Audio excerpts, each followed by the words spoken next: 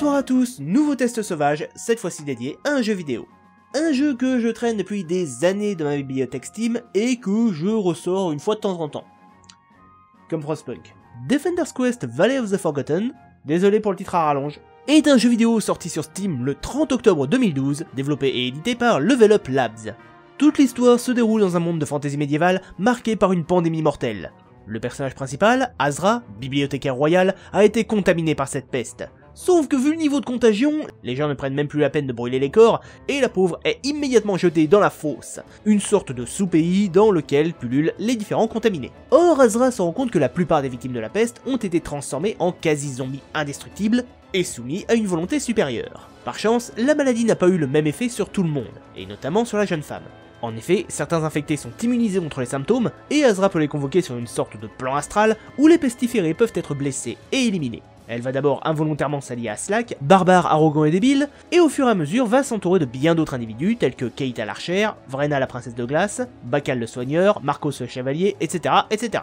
Pour ce qui est du gameplay, c'est du tower defense mixé à du jeu de rôle. En gros, l'essentiel des missions consiste à placer vos personnages, qui ne pourront pas bouger de leur poste, et vont agresser tous les pestiférés qui passeront dans leur zone d'influence. Chaque fois qu'un zombie est tué, Azra récupère du mana, qu'elle peut dépenser soit pour invoquer de nouveaux combattants, booster ceux déjà sur place, ou encore utiliser les sortilèges sur le champ de bataille, comme lancer les éclairs, soigner ses troupes, poser des cristaux explosifs, etc. etc. Une fois un combat terminé, les combattants et Azra reçoivent une certaine quantité d'expérience et de camelote. L'expérience, vous vous en doutez, fait monter le niveau de vos personnages, leur permettant de débloquer ou d'améliorer leurs compétences, les rendant ainsi plus meurtriers en combat. Pour ce qui est de la camelote, eh bien elle vous sert tout simplement de monnaie. Régulièrement, vous allez tomber sur des marchands, auxquels vous pourrez acheter de l'équipement, recruter de nouveaux équipiers, histoire de, là encore, vous améliorer. Bon après, faut pas s'attendre à un open world non plus, hein. La carte principale est une espèce de cheminement bien délimité, où c'est un peu comme ceux qu'on pouvait avoir sur le Super Mario Bros. Je crois que c'était le 3 ou Super Mario World, je sais plus. Je crois que c'était Super Mario World, je sais plus.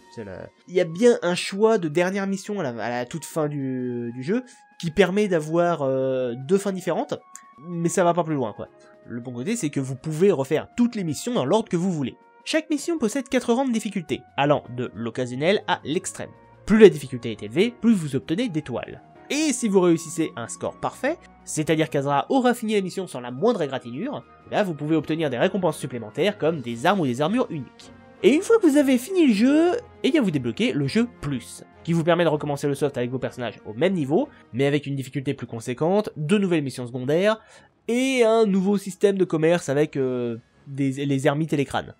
Et le scénario est vraiment prenant. J'arrive pas à dire que c'est le plus incroyable au monde, hein, mais il était très cool à suivre. Les personnages sont attachants, les situations sont souvent très drôles, il y a même quelques passages qui étaient juste à mourir de rire, notamment dans le journal intime d'Azra, qui détaille un petit peu plus le quotidien. Donc bref, c'est un très bon jeu, et si vous ne le connaissez pas, je vous le conseille vivement. Après, un nouveau Defender's Quest est censé sortir en 2024, mais je suis vraiment pas hypé.